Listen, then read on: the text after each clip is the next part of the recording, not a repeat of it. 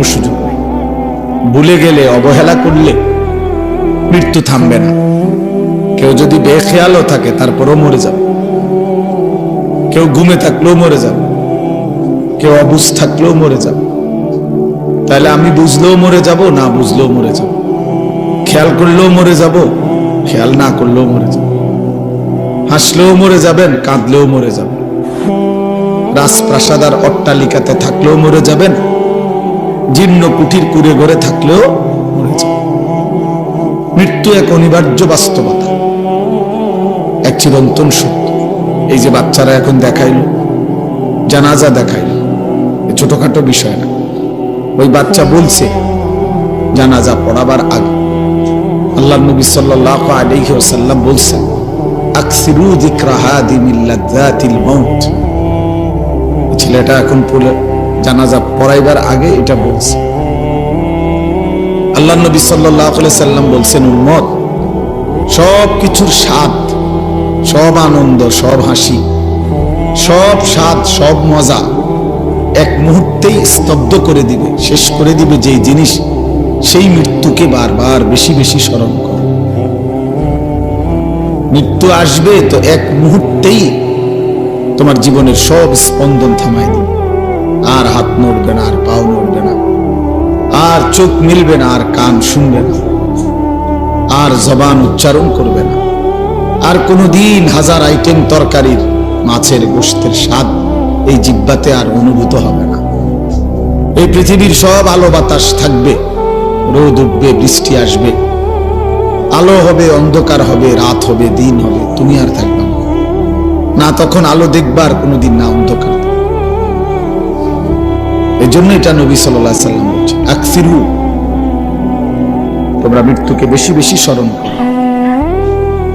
হাদিসের মধ্যে আছে, আল্লাহর নবী সাল্লাল্লাহু আলাইহি ওয়াসাল্লামকে সাহাবী জিজ্ঞেস করছে, মান আকিয়াসুন নাস ওয়া আহজামুন নাস, ইয়া রাসূলুল্লাহ, সবচেয়ে বুদ্ধিমান বিচক্ষণ ব্যক্তি কে? সবচেয়ে বিচক্ষণ ব্যক্তি কে? তো নবী সাল্লাল্লাহু আলাইহি ওয়াসাল্লাম বলেন, আকসারুহুম যিকরান লিল মাউত, যে বেশি বেশি মৃত্যুকে স্মরণ করে, ওয়া আকসারুহুম ইস্তিদাদান লিল মাউত, এবং যে বেশি বেশি মৃত্যুর জন্য প্রস্তুতি গ্রহণ করে, সে সবচেয়ে বুদ্ধিমান, সবচেয়ে বিচক্ষণ। আল্লাহর নবী সাল্লাল্লাহু আলাইহি ওয়াসাল্লাম বলেন, আল কাইয়িসু মান দানা নাফসাহু ওয়া আমিলা লিমা বা'দাল মাউত, সবচেয়ে বুদ্ধিমান যে সেই ব্যক্তি যে নিজের হিসাব করে এবং মৃত্যু পরবর্তীর জন্য আমল করে। হিসাব করে নিজের, আজ আমার সারা দিনের অর্জন কি? আজকের সারা দিনে 5 ওয়াক্ত নামাজ তো চলে গেল, আমি পড়লাম কয় ওয়াক্ত? আজকের সারা দিনের 12 ঘন্টা 24 ঘন্টা তো আমার হায়াত থেকে শেষ হলো। আমার এই জবান দিয়ে আল্লাহ পাকের নাম উচ্চারণ হলো কয়বার? কয়বার মনে পড়লো যে আমার একজন মালিক আছে? কয়বার মনে পড়লো আমার একজন রাসূল আছে? কয়বার মনে পড়লো আমার একটা ধর্ম আছে? বলেন। এই জন্য নিজের হিসাব, সে বুদ্ধিমান এবং প্রতিনিয়ত মৃত্যু পরবর্তীর জন্য আমল করে। মানুষের অতীত সেটা তো চলেই গেল, মানুষের ভবিষ্যৎ, আগামীর বেঁচে থাকা, সেটা তো অনিশ্চিত। তাহলে বর্তমানের এই সামান্য একটু সময়, প্রতি সেকেন্ড অতীত হয়ে যায়, প্রতি সেকেন্ড আবার সামনে ভবিষ্যৎ। বর্তমানে একেবারেই সামান্য, একেবারেই পিন পয়েন্ট, একেবারেই একটা বিন্দুর মতো। তাইলে এই সামান্য দুনিয়া, অল্প কিছুক্ষণের দুনিয়ার জন্য এত অস্থির না হওয়া। আখিরাত অনেক লম্বা, কবর অনেক লম্বা সফর। মনে করেন আবু জেহেল মারা গেছে নবীজির জামানায়, কবরে পড়ে আছে আজকে কত বছর? 1450 বছর। আমাগো স্বাভাবিক হিসাব করলে তো বোঝা যায়। তাইলে যে নাফরমান নবীজির জামানায় মারা গেছে, তার কবরে যে আযাব হইতেছে, এই আযাব তো চলতেছে আজকে 1500 বছর। তো আবু জেহেল মাটির উপরে জমিনে ছিল কয় বছর? আবু জেহেল মাটির উপরে জীবিত ছিল কয় বছর? 200 বছর, তো 60-70 বছর। তা এরকমের বেশি তো গড়ে 60-70 বছর হবে। 60-70 বছরে না মাটির উপরে ছিল, তো কবরে পড়েই তো আছে আজকে 1500 বছর। তো আরো কতদিন থাকতে হবে কে জানে। ইসরাফিল ফু দিবে, সেই পর্যন্ত তো আযাব কবরে। এই জন্য যেই কোনো বিবেকে ভাইয়া, আমাদের কবরের জিন্দেগি লম্বা, আখেরাত তো আছেই। আমার দাদার যিনি বাপ ছিল, বা আমার দাদার যিনি দাদা, মনে করেন উনি কবরে গেছে আজকে কতদিন, উনি দুনিয়াতে ছিল কতদিন, ছিল কতদিন, ছিল নয়তো 60 বছর। কিন্তু আমি, আমার বাপ, আমার দাদা, আমার দাদার বাপ, তার দাদা, তাইলে তো সেই হিসাবে প্রায় 150-200 বছরের ব্যবধান হয়ে যাবে।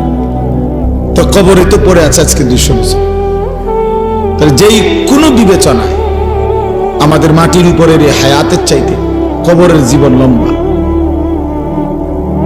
এরপরে তো হাসর, এরপরে তো আখিরাত, এরপরে তো মিজান, এরপরে তো ফুলসিরাত। এই জন্য প্রিয় বন্ধু, প্রিয় বাপ, ভাবা উচিত। সামান্যতম বিবেক যদি কেউ কাজে না লাগায়, সে আসলে মানুষ না। যার বিবেক কোনো কাজ করে না, সে আসলে মানুষ না। বিবেকহীন সে মূলত অমানুষ, সে মানুষ না। এই যে পশু কিংবা জানোয়ার, হাইওয়ান, চতুষ্পদ জন্তু। এই জন্য ইনসাফের সাথে নিজের জন্য ভাবা উচিত। আমি এটাই বলতেছিলাম, নিজের জন্য ভাবা উচিত। আসলেই আমি কে?